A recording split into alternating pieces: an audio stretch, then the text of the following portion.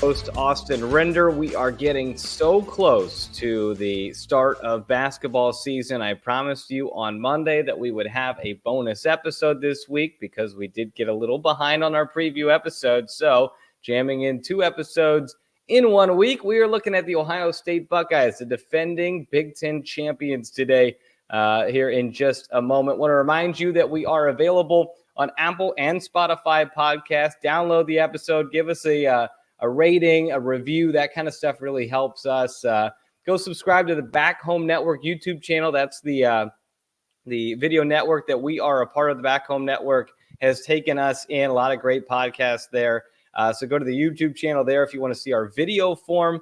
All the episodes available in backlog as well. If you've missed any of our previews, this will be our 16th one.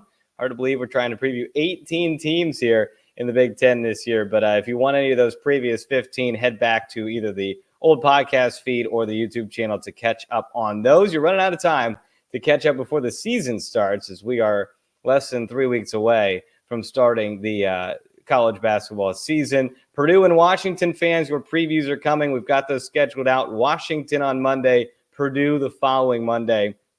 And then a couple of housekeeping notes for you. When we start our in-season episodes, we are going to still be on Mondays. So we are going to release at noon Eastern time to give people some time during their lunch breaks, during their afternoons, to catch up on the action from the weekend. And most of the time with women's basketball, especially in the Big Ten, there's some Monday night games. So we want to at least mention those as we go into those podcasts. So we're going to move our start time up. Our live airing on the Back Home Network YouTube channel will be at noon every Monday throughout the season.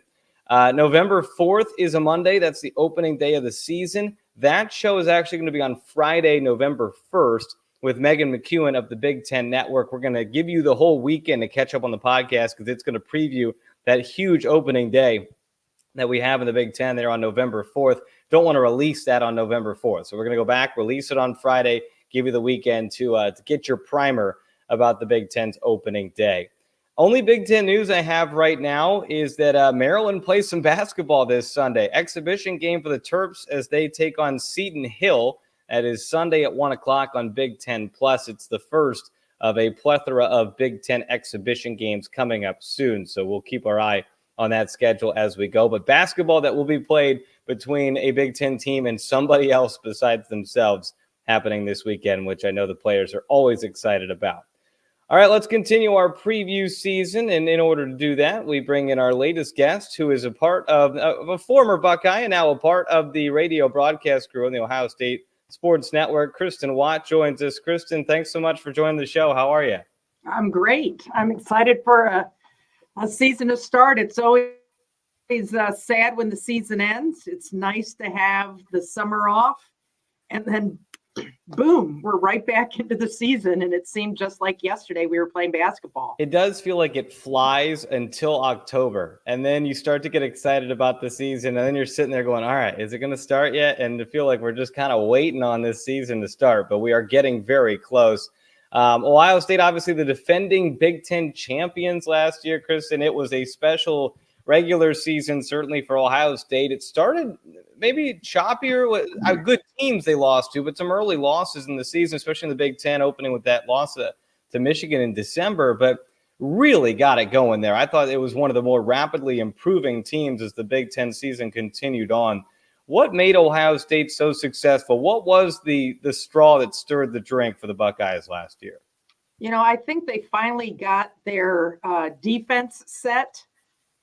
When they threw on their full court press, it was really hard for any team to get the ball down the court and get their offense going. And one of the goals of that defense is to try and get a lot of time off the shot clock. So by the time a team gets down to their offensive end, fighting through that full court pressure and then some strong half court pressure, they maybe only have 10, 15 seconds to really kind of get into a motion and get their shot off with the 30-second shot clock. So I thought that was really kind of what helped them getting maybe some sets with respect to some outside shooting. They certainly loved the 3-point shot last year. And when it was hitting, they did well. And at the end of the season, when the 3-point shot was not going in for them, they really struggled. It is interesting, and I don't think I had really given this any thought until I was preparing for the episode, how similar the last two seasons for Indiana 2 years ago and Ohio State last year, both Big Ten champions, both red hot through January and February, both lose their regular season finales in Iowa City, both have an early exit in a Minneapolis Big Ten tournament, and then both get taken down to the first round of the NCAA tournament. I know it was not the ending to the season Ohio State was looking for. What was it? I know you mentioned the 3-point shooting. Was that one of the big reasons why it fell at the end for Ohio State? I think there were two things that hurt them in the end. The last game of the year against Duke, the Bucks were 1 of 11, I think, from the field. And when you're 1 of 11 and you're relying on those outside shots, that really hurts you. And down the stretch, the rebounding, or I should say the lack thereof, for the Buckeyes really was a death knell for them, because they were one and done. If they didn't make a shot, particularly if you're taking a bunch of 3-point shots and they're not going down, long rebounds, the ball's going long, the other team gets a rebound and brings it back to the other end of the court quickly and scores, that's really hard to come back from. So I would say there were really two areas last year that hurt the team. I think the biggest one was the lack of rebounding, and we can get to some of the players that have been brought in to help that this year. But lack of rebounding and the weakness of the 3-point shot at the end. And I think a lot of that has to do when you're a 3-point shooting team and it gets to be the end of the season, legs are getting tired and you need that lift from your legs to get some of those long shots to go in. And I think that hurt the Buckeyes, particularly with the shorter bench they were playing with. There is something, too, when you are a 3-point shooting team, you're going to have days where it looks really pretty, and then you're going to have days where sometimes it doesn't. You got to find other ways to win, and you're right. It does. It's a long season starting in November, going all the way through March. We certainly will talk about those transfer and freshman additions because Ohio State has added a lot to this year's team. One person that is not back, a top 5 pick in the WNBA draft, J.C. Sheldon, got her back from injury last year, started to look more like herself as the Big Ten season rolled on. Just talk a little bit about the impact that she made on this program over her time as a Buckeye. Oh, wow. You know, the beauty of COVID was the 5th year. And she enjoyed a great 5th year. And she was a team leader, a team that has really struggled to find good leadership. And she was someone who was a leader on the court, you know, kind of a team general, but also was a leader in showing the team how to show up for practice and be prepared, and do all the things that you need to do to be a good teammate and a good player for your team. And having that 5th year of eligibility, I think, was really nice for her because it allowed her to mature another year, though she was very mature to begin with. And her speed and her dedication, we're going to miss that speed and quickness. I consider speed and quickness 2 different things. And she had both. She was blessed with both. She was blessed with a nice outside shot, great defense. I thought sometimes she was underrated as a defensive player, but she had the whole package, so to speak. And she is definitely going to be missed. I know the players are already, have been talking about her early in the season and what they left behind with not having her. But, this is the college game. You move on and it's a new year and you add new people to the mix, but she will be definitely missed. She was a great player and had a great career at Ohio State, something to be very proud of. Yeah, I mean, she was a ton of fun to watch, and I was so happy. You're right. The 5th year was great for her because it didn't have to end on the 2022-23 season where she gets hurt, doesn't get to play that much, isn't as effective. It was great to see her back out there playing like the J.C. Sheldon that we had seen in the past. She was kind of like the the head of the snake defensively. And I'm with you. I always thought that it kind of started with her in that press and her quickness and her speed and the ability to disrupt teams in that press. And that press is like, it's no joke, and everybody knows it's there, and yet it just continues to be effective. What has Kevin McGuff done with that press in terms of maybe tweaks or just simply just the way he teaches it that allows it to continually be so impressive and so effective against opponents? It's fun when I've only been to see the team practice once this year. The team has sneaked up on me a little bit. But they play this half-court offense in practice where they are playing. They've got a men's practice team, and then they rotate the teams through to play and rotate both teams, offense and defense. And they practice that half-court. The ball comes in at the half-court, and boom, they're putting their half-court traps in. They're putting when the ball's already over in the front court, the defense that they're throwing at teams, they're going to be throwing at teams this year, trapping in the corner, things like that.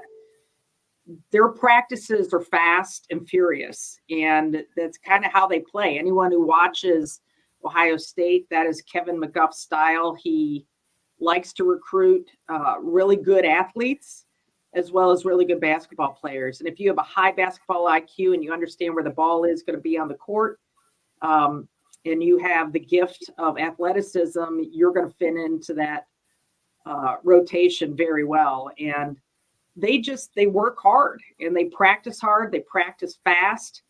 There is not a lot of downtime. I would say what's interesting, there's not a lot of just plain old running in practice. Their practice speed is just full gun at all times. So it's not like you run and you get a break. You're playing the whole time. Maybe you have a run, but then you go right back to that fast kind of speed in practice. And I think it's just the athleticism and having players have good nose for where the basketball is and where it's going to go. How would you fit into Kevin McGuff's pressing style of defense if you were to lace them up and get out there? How would I? Yes. In your playing days. In your playing days, maybe not right now. Days, yeah. I was blessed to play for Tara Vander, who was obviously a Hall of Fame coach. She coached at Ohio State for 5 years. We were her only class because in her first year she recruited my class, and then she coached us for 4 years. And the one thing that I loved about playing for Tara, she was very professorial. And so you knew why you were doing everything. And we weren't always the most gifted athletes. We had some very gifted athletes, but we understood the game and why we were doing things. And we were always the top conditioned team. And I think that's really important when you get to the fourth quarter, those last 5 minutes when teams are tired and you're going up against a press, and then you got to come back down the other end and play defense. Those little things in a game of single possessions make a huge difference. And I think Tara maybe ran us a little bit more, but we also had a very good understanding of the game, and everyone on our team had the basics down. I think Coach McGuff spends a little less time on the basics and relies more on the athleticism, and he's got great athletes. It's going to be strange. I know you guys play Stanford. Indiana plays Stanford as well. Not seeing Tara Vander on the sideline will take some adjusting, but she certainly left her impact on both of our schools that we work for, and certainly at Stanford as well. I was kind of surprised to see her retire. I would just say, you think so? The debate. I mean, she was ready. She's 70, but the whole back and forth between she and Gino. Yes. Yeah. She went out on top, You knew Gino was going to go one extra year, right? He'll go one extra year. He'll end up on the top probably of the win sheet, but she went out on top. And I love that decision of hers. I think she was ready. I think she'll still stay in the game in certain ways. I'm not sure how, but she loves the game. But, how many years did she do it? She started, I want to say, as a coach at 29 or 30, something like that. I mean, she was very young when she coached against us. So that's a long career.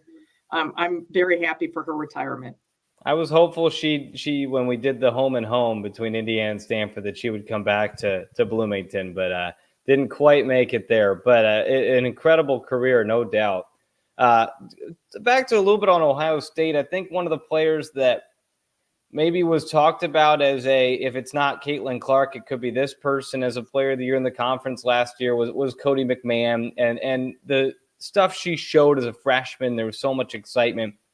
And not to say she wasn't a good player last year, but maybe at times, especially early in the season, didn't have her best stuff. When she's at her best, what is it that's working for her, and how can she take that next step to be if it's not Juju Watkins, it's Cody McMahon in the Big Ten this year? Well, I think they're going to have the Big Ten is blessed with a lot of talented players to watch and to turn on the radio or TV for any game to see some of these athletes is fun. And it'll be interesting to see who takes up that reign now that Caitlin Clark is retired in the W. Cody is a very gifted player. She is strong as an ox. She has put on some LBs that make her on the inside a little bit stronger, but she's still a force. And the one thing that I was frustrated a little bit with her last year is when she gets ahead of steam, she needs to know when to back off sometimes and slow it down and then manipulate herself around the defenders.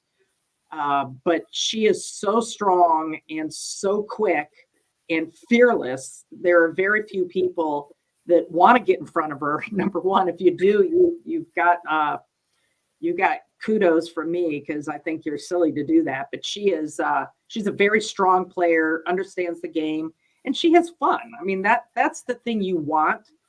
The best players out there, it's not a job, it's not work. It's basketball is a game, and it should be a fun game, and it is to them, and it is absolutely to Cody McMahon. Yeah, I mean, there's no doubt. I mean, there's so much talent there. I watching her the first year. It's like, I don't know who can guard her because you said it. The strength and the quickness is a combination that you just don't see all that often. And when she has that going, and when she has a full head of steam, you don't want to try and get in her way because she is really talented and a tough one to stop around the basket. Talking a little bit about some of the new players coming in, I think one of the biggest excitement pieces for Ohio State is the freshman Jaloni Cambridge. And I know you've only been to one practice, but having seen the recruiting stuff for her, I mean, what is Ohio State getting? And then how quickly do you think she could integrate into the college game? Well, I think she'll integrate quickly. She is a special talent. There's no doubt. She is someone who, if we wanted to talk about JC Sheldon's quickness and speed, Gelani has her beat. I mean, I don't know anyone else who can compare with her quickness and speed. When I saw the practice, it was mostly half court kind of stuff, where they were running, and when they were running, she was blowing everyone away, even some of the faster players for Ohio State. So she came in condition, which is sweet to see for a freshman. You don't always see that. Sometimes freshmen don't understand the next level. They have high accolades where they were. They were maybe gifted athletes playing with less gifted athletes. And then all of a sudden the playing field is level. And she's come in great shape. She's come in, her passing is crisp. She's all over the court. She's got some defense too. She is going to be really fun to watch, and I'm excited to see her. There are a lot of other people on the team that like to shoot the ball, so I'm not sure how much She'll be shooting right now. Again, the practice I saw, she was feeding it a lot, assist queen, but she is on another level when you consider freshmen coming in and where they stand with respect to the rest of the team. I think we'll see a lot of playing time from her.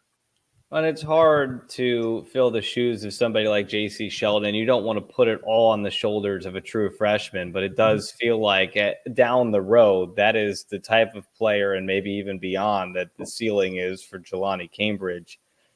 Transfer additions are really good as well for this Ohio State team.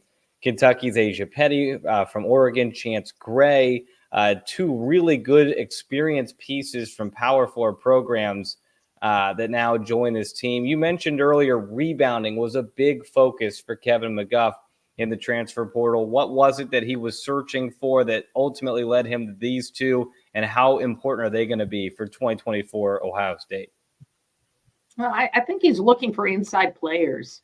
Rebecca Mikola-Shakova last year was an outside-inside player. She loved playing outside. She loved the three-point shot, which made her dangerous because she could shoot the three.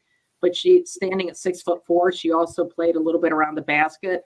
She lost some of her confidence around the basket last year, which I thought was got a bit hurtful for the team. He was looking for someone who wanted to play inside, who wanted to be strong around the hoop and was not afraid to take the ball hard to the hole. And I will say Asia Petty out of Kentucky. And I remember the team scrimmaging against Asia last year, and Asia just putting a hurt on the Buckeyes on the inside. She is very strong. She stands 6'3". She's broad shouldered, strong legs, likes to bang on the inside. Her spin moves in the post are quick. She's got quick hops, so she's up in the air easily for rebounds. And I'm looking forward to her being an inside presence for the Buckeyes, and a big presence as someone who wants to post up and be a big target in the center for the Buckeyes. And I think she's going to be one of those players. We'll see a lot of her. And then you mentioned Chance Gray, a junior coming in out of Oregon, a transfer. And Chance likes the outside shot. She is, she was freshman of the year in her conference before moving over after 2 years. She started pretty much every game she played for Oregon for 2 years. So she's a very talented, experienced player. And when you have 7 new players join a roster of the 14 players for Ohio State, 7 of them are new. You need some of those new players to be experienced. And Chance Gray is one of those players. I think we're going to see a lot of her too. Yeah, and Gelani Cambridge headlines the freshman class, but you mentioned it. There's others like Ava Watson, Ella Hobbs, who are both top 100 recruits, certainly going to be a part of this team as well. And Taylor Theory, we're at minute 23 in this podcast. We haven't mentioned Taylor Theory, and I think she's one of the more undervalued players, not just on Ohio State, but in the Big Ten. What could her impact be with another year with Ohio State? I'm just going to throw out one more name before I get to TT. And that is the freshman Elsa. And I had to write this down because it's a new foreign name that I have to get. Lamila. With the umlaut over the A at the end. But she is 6'6". I'm really impressed with her. I'm excited to see her play. She's a very different player. Reminds me a lot of Dorka Juhas that we saw before.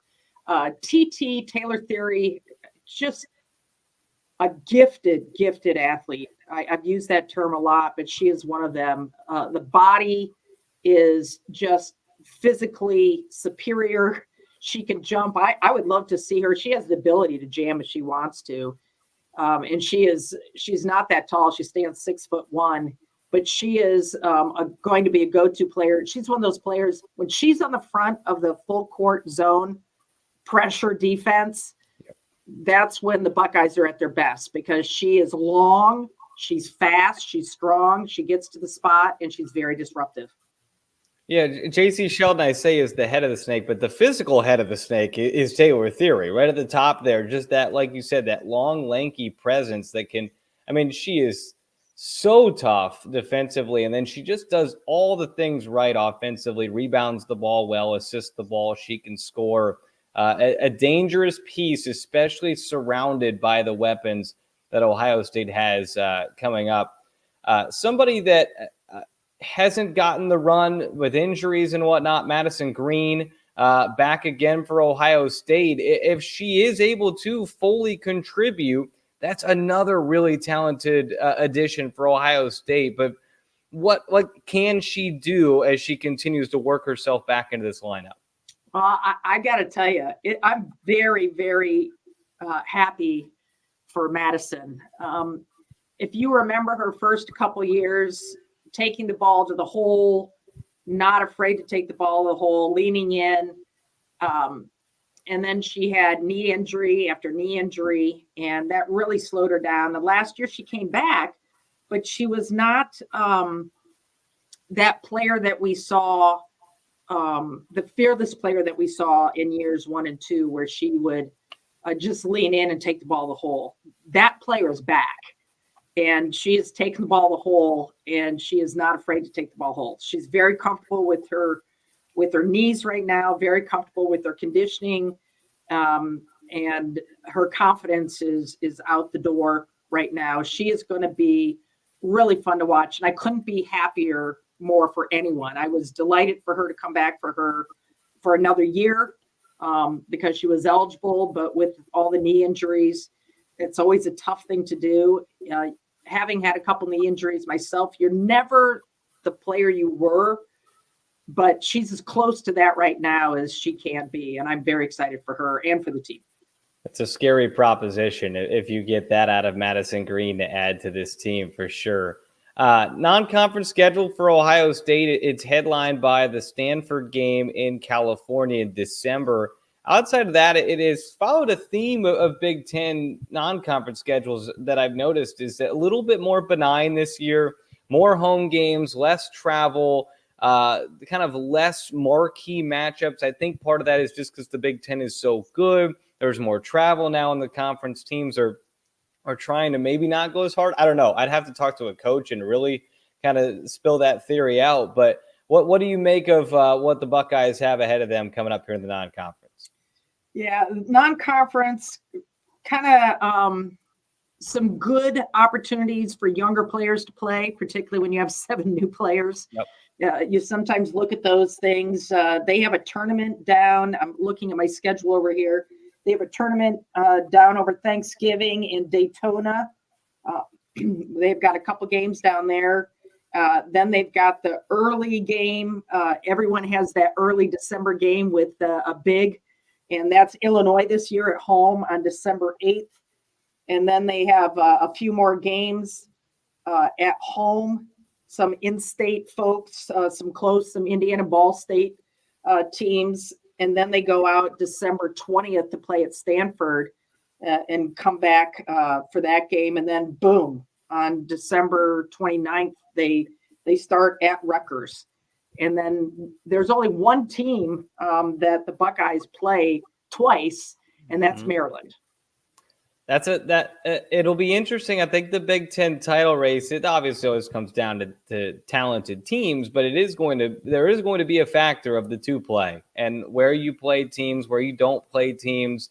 Like Ohio State has to go to LA, play UCLA and USC on the road. They've got to play Maryland twice, who's also a top 4 team of the Big Ten. I believe you guys are coming to Bloomington this year, so that's a tough road trip as well. February 20th.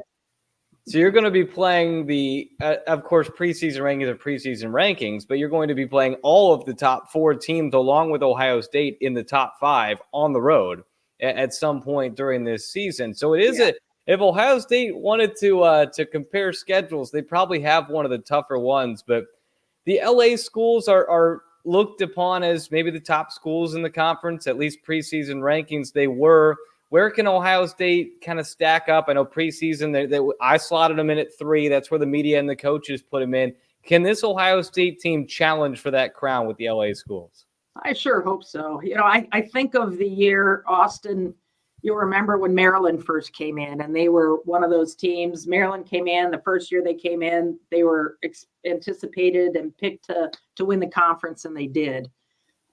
You've got USC number 1, UCLA number 2. You got size, you got speed, you got talent, you got strong programs, strong fan following.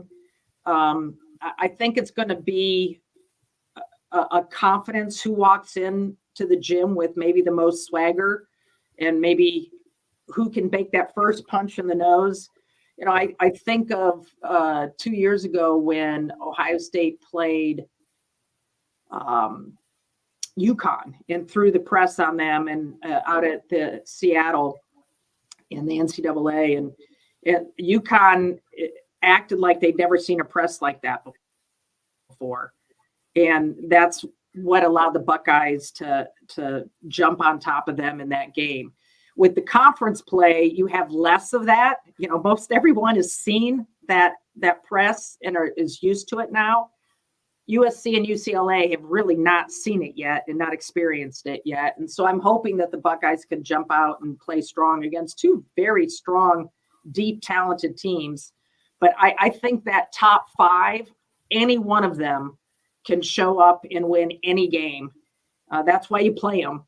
Yep. Because of that. And I think there's going to be a lot of games. The TV schedule this year is fabulous. If you're like me, I watch it and I listen to the radio.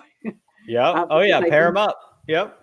That's the fun way to do it. But pair them up, and it is there's going to be a lot of basketball that's going to be fun to watch in the Big this year, because there are so many strong teams, particularly with the addition of the 4 new teams into the Big.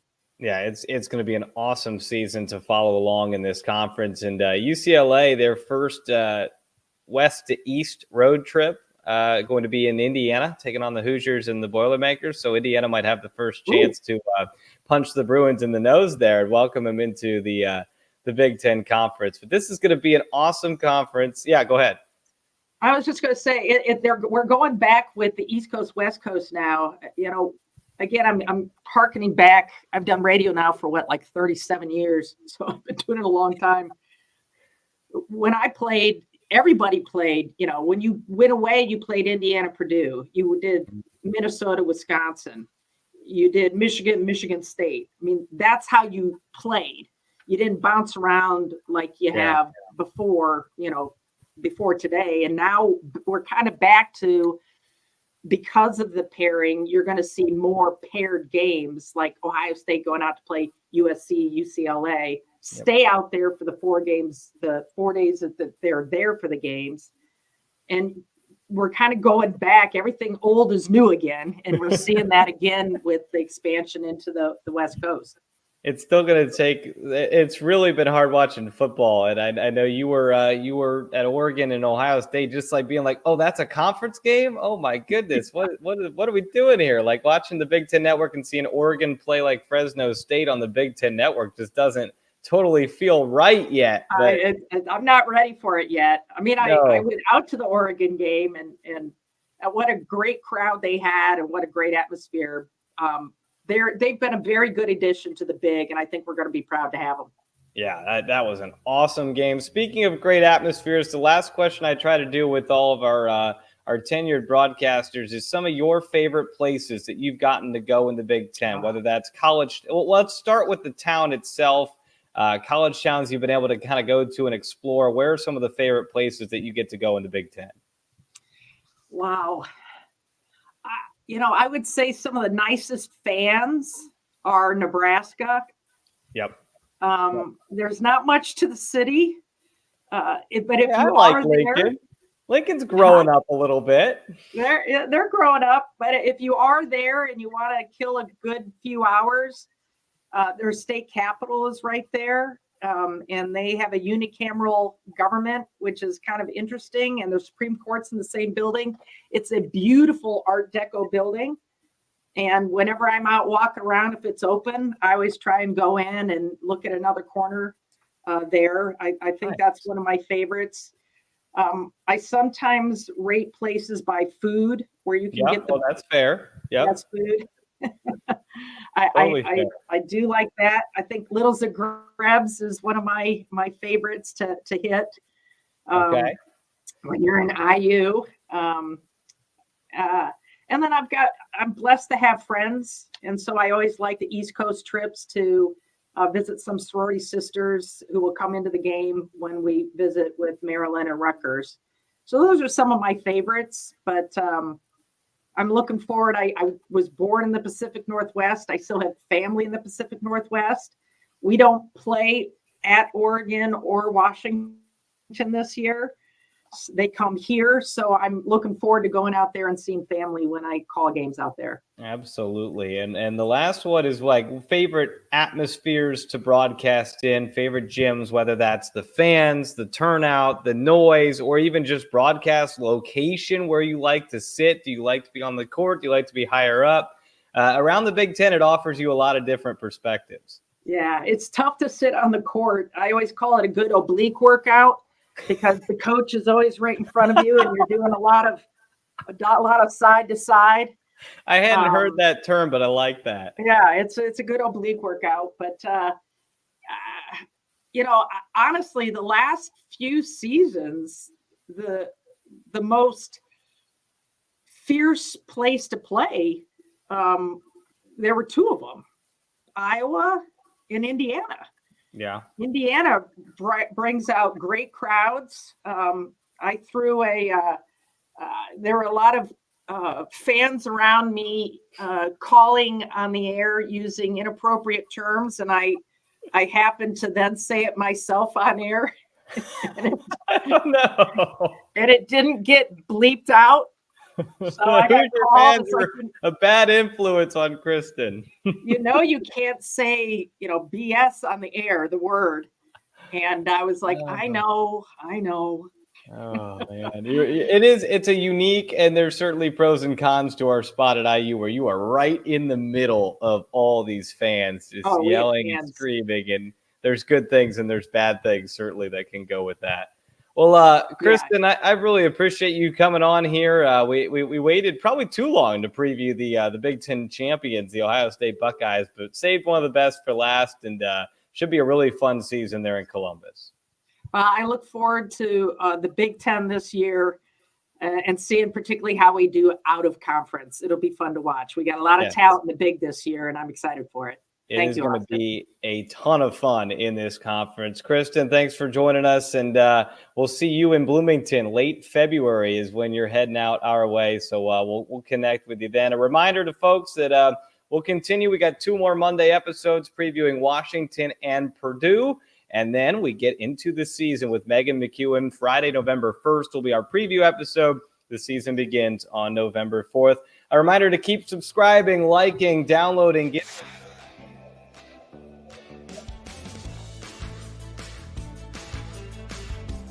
just a couple more preview episodes left. For Kristin Watt, I'm Austin Render saying so long on the Dribble Drive podcast.